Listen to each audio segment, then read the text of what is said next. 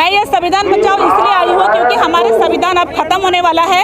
अगर हम संविधान के लिए नहीं उठेंगे, नहीं खड़ा होंगे तो शायद अगले 6 महीना या 1 साल के अंदर हमारा अस्तित्व ही खत्म हो जाएगा। तो हम यहाँ संविधान बचाओ के लिए आए हैं। खतरा लग रहा है संविधान? सबसे बड़ा खतरा तो हमें मोदी से ही लग रहा है, सरकार से ही। जब जाहिर सी बात है, जब हम जिस देश में रहते हैं उस देश का ही जो मुखिया ही ऐसा हो तो फिर हम कहाँ जाए। और हमारे यहाँ अभी सबसे ज्यादा तो हमारे आदिवासी समाज के लिए खतरा दिखाई दे रहा है। आदिवासी समाज की महिला को तो राष्ट्रपति बना दिया। नहीं, राष्ट्रपति बनाया है, ये सब षड्यंत्र है। वो उनके मोहरा है, वो जैसा बोलती है वैसा वो करती है। एक्चुअली मैं इसका उदाहरण में एक बहुत अच्छी तरह से दे रही हूँ।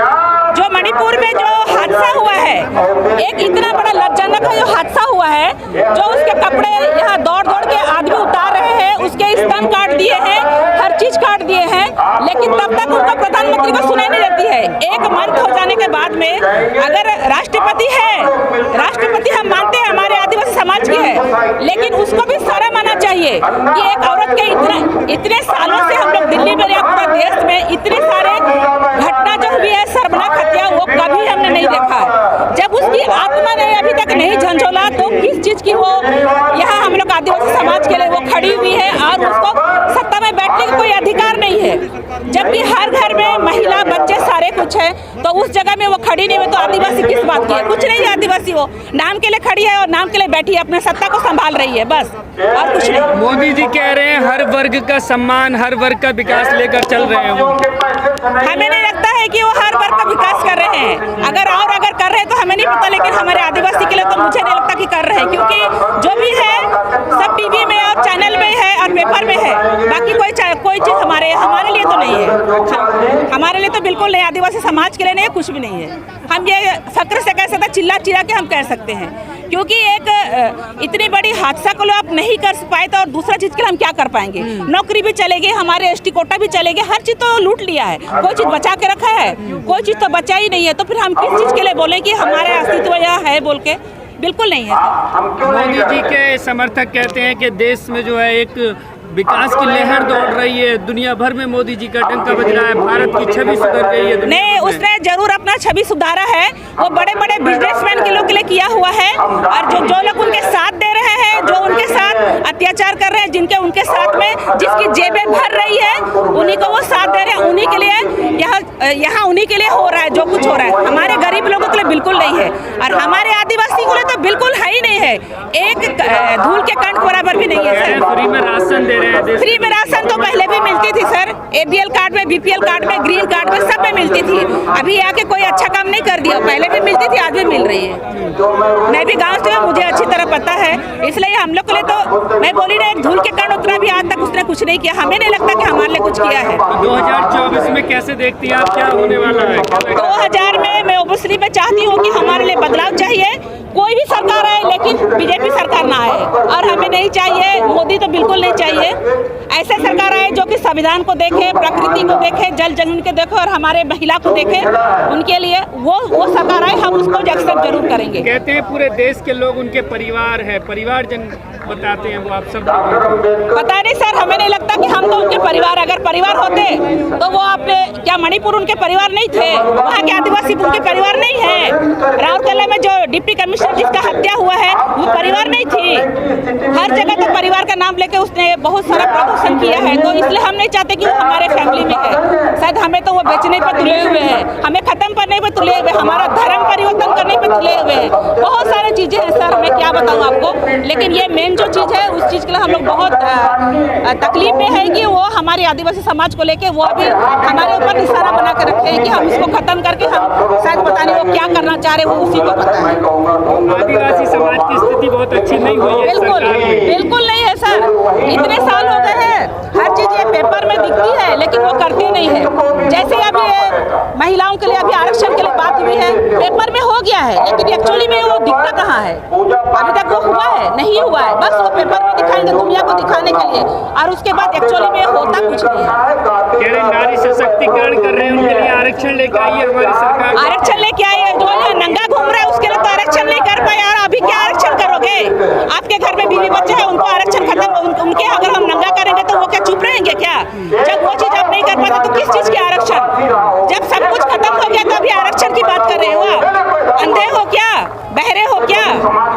टेलीविजन मीडिया जो है कुछ नहीं है। हाँ। दुनिया भर के जो युद्ध है उन्हें रुकवा देते हैं। सब झूठ है, सब झूठ है, सब झूठ है सर। वो सुनते हुए अपने कान को बंद करते हैं। हम अगर उसी जगह अगर कोई हिंदू, अगर कोई कोई कास्ट का अगर हो गया ना, तो देखिए 2 मिनट में एक उदाहरण दे रहे हैं नोएडा का, जो अभी ये हाल में जो पाकिस्तान से जो लड़की आई है उसका प्यार का दिखा रहे हैं, शादी का दिखा रहे हैं, घर बना रहे हैं उसका दिखा रहे हैं, दूध ला रहे हैं उसका दिखा रहे हैं। ये दिखाने वाली कोई चीज है? बताइए। हर जगह उसके दिखा रहे हैं, लेकिन एक आदिवासी महिला का जब स्मरण चरण हरण हो रहा है, साड़ी खुल जाता है, उसका हर चीज कर जाता है, तभी उसको दिखाई देता। इतने सारे मीडिया है, इतने सारे सब कुछ है, लेकिन ये सब दिखावा षड्यंत्र है। हमारे आदिवासी समाज के लिए सबसे भद्दा और सबसे खतरनाक और सबसे हम नहीं चाहते ये प्रधानमंत्री, हम नहीं चाहते सर। कहते हैं कि मोदी नहीं तो फिर कौन है जो? कोई भी होगा सर, कोई भी होगा, कोई भी होगा सर, लेकिन हमें मोदी नहीं चाहिए, दोबारा तो बिल्कुल नहीं चाहिए। जब से डॉक्टर भीमराव अंबेडकर ने देश का संविधान लिखा, जब से देश की तस्वीर बदल गई है। उससे पहले इतनी बुरी स्थिति थी देश की, हम कल्पना भी नहीं कर सकते। हम तो अब थोड़ा पढ़ लिख के अब यहाँ तक समझे हैं बात को।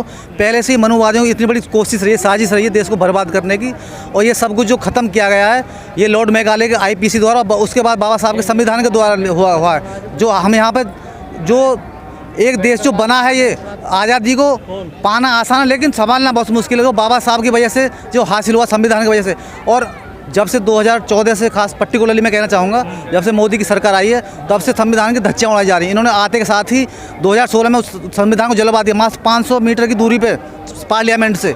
अब उसको ये धीरे धीरे ख़त्म करने की कोशिश है, और उसके लिए आयोजन किया गया है। डॉक्टर ओम सुधा जी हैं, हमारे राष्ट्रीय अध्यक्ष हैं परिसंघ के, उदित राज जी।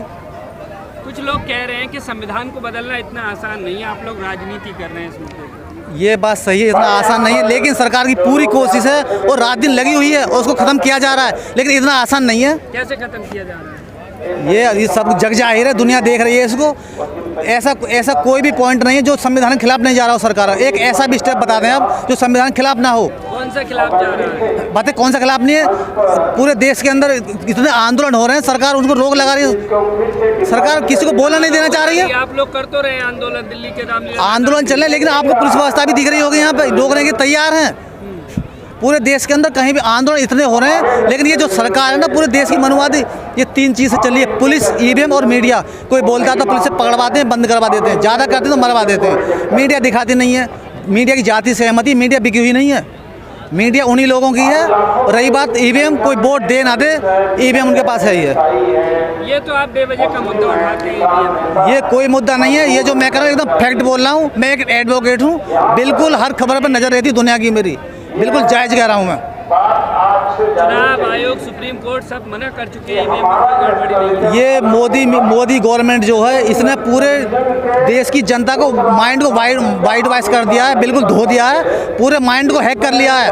अब जो सरकार के खिलाफ जो बोल रहे हैं उनके मोबाइल को हैक किया जा रहा है, और ये आपकी मेन स्ट्रीम मीडिया नहीं कहेगी, जिसको मैं फेक स्ट्रीम मीडिया कहता हूँ, वो तो दलाल है, बिकी हुई है, उसकी जाति सहमति। लेकिन जो पूरे देश दुनिया के अंदर जो एक जागरूकता आ रही है वो सिर्फ सोशल मीडिया की वजह से आ रही है, जैसे आप लोग हैं। कह रहे हैं जनता पसंद कर रही है मोदी जी को, तभी तो 2 बार। वो सिर्फ उनके शब्दों में है, मोदी के में, जो अंध भक्तों के में, गोबर भक्तों के में। बाकी जो आम जो समानता वाले लोग हैं उनकी नज़र में कुछ भी नहीं है ये। तो 2024 में क्या होने वाला है, क्या लगता है? 2014 में इनकी पूरी कोशिश है आने की, लेकिन इनके लिए आसान इतना मुश्किल नहीं है, आसान नहीं है जो आ जाएंगे ये मोदी में। ये इनके 4 और 5 जो इलेक्शन जो होने वाले हैं स्टेट में, वो इनकी स्थिति इतनी दयनीय है आप कल्पना भी नहीं कर सकते हैं, लेकिन पूरे प्रपंच रखेंगे ये आने के। ये तो कैसे रोकोगे फिर? अब देखो, उसी के लिए आयोजन किया जा रहा है, ये पूरे देश में आंदोलन हो रहा है।